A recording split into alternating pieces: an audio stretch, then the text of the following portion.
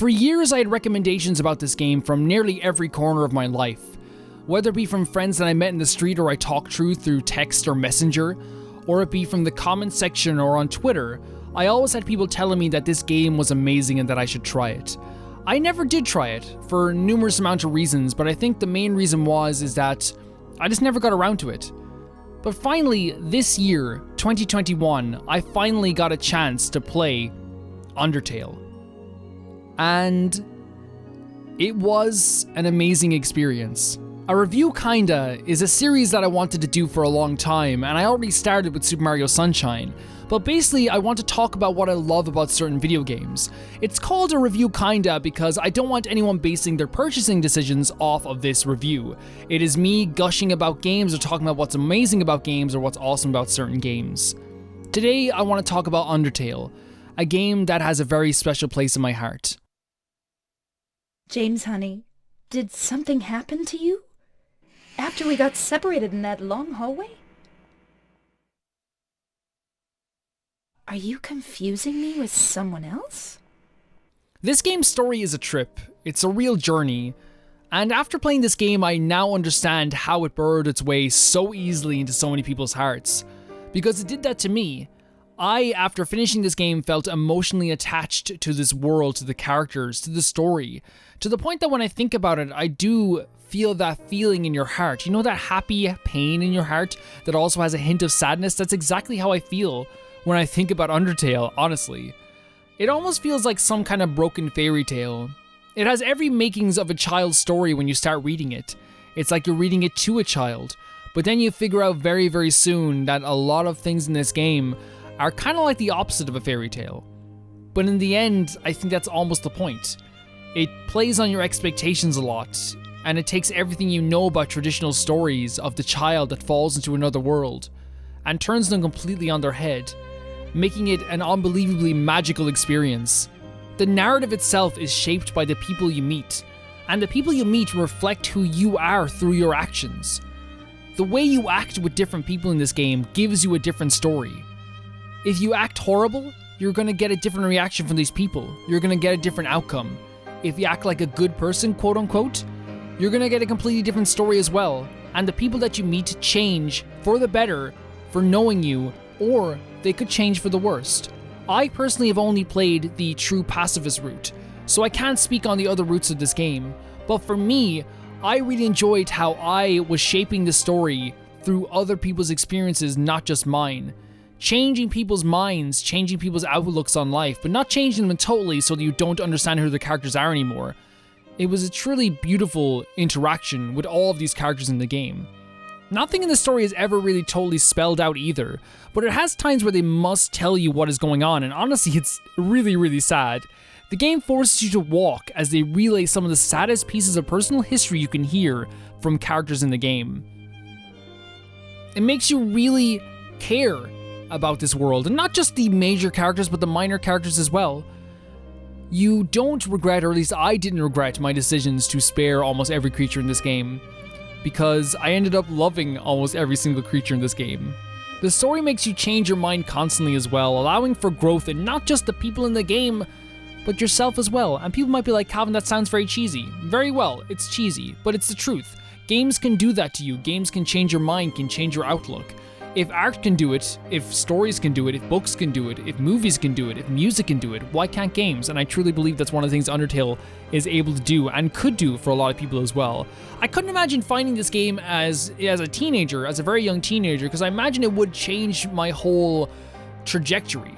Because there were games like that when I was a teenager that kind of like changed my whole mind on like what video games could be. When I was a kid playing Final Fantasy X, I completely changed my outlook on what friends were. Playing Shadow of the Colossus, I now knew what art was. And again, that sounds so pretentious, but I really don't care because that's what video games mean to me. I found myself in tears, in a heap of my own tears. My mind was so a part of the game that people in the game felt almost real, and I wanted the best for these people. It's hard to truly describe how amazing it is to meet the characters in the game, and starting off, you really only have like a friendly chat with people. Maybe there's a fight, a funny encounter, and anything in between. But you end up having a relationship that is unique and strong, and is uniquely strong to you. It is a unique relationship to you as a person. You do not have the same friendship with anyone in the game. Everyone is different, and that's just so special to me. Yes, you have people like Undyne, whose manic attitude is a stark contrast to how caring she actually is, and Papyrus, who just wants to feel important and wants a friend. But you also have some of the best minor characters as well. Monster Kid, for example, shows you that anyone can change their mind if shown a great amount of kindness early on in their life. His bravery is amazing to me. How quickly he stood up to one of his heroes just because he was shown true kindness. Really, I'm thinking about it right now and I'm nearly welling up. It is an amazing part of that story, and I love Monster Kid even now. The visual storytelling in this game is also key to why the story works so well. You notice things about people's homes, like Papyrus with his race car bed, or you go into Undyne and there's like a very big full kitchen because she likes cooking, or you go into Toriel's house and you see the bookshelves or the bakery, the baked goods. Everyone's home kind of tells a story about themselves, and everyone's area tells a story about themselves as well. And I think that's why they place things there. They value what the people in the game like, what music they listen to, the way they place things, and even the stuff they like to eat. A town goes from being a town to a treasure trove of discovery, even in the smallest of places. Everything you see means something, and that's something that I can never get over. Many other games do this as well. They do fantastic visual storytelling, but we're talking about Undertale here, and in Undertale I really feel like they do a good job with the visual storytelling. What Undertale accomplishes in such a short amount of time is nothing short of amazing, and it was a treat to witness all of the story. It really was.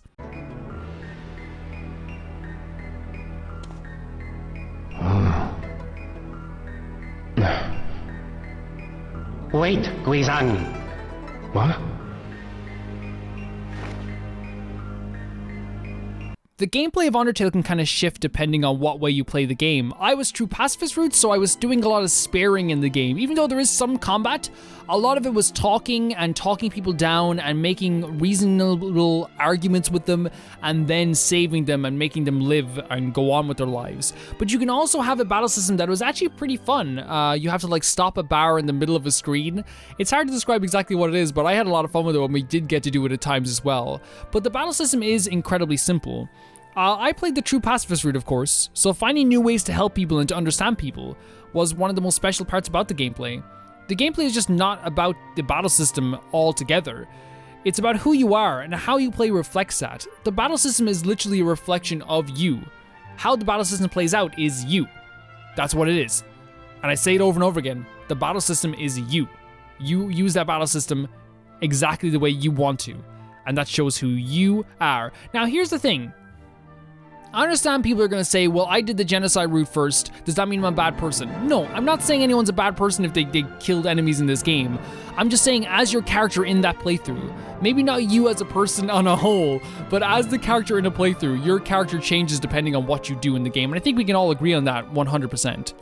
There will be times in this game where sparing people seems hopeless. But once you do, you will be glad that you did. Like most RPGs, the dialogue in battle changes whenever you do something really special.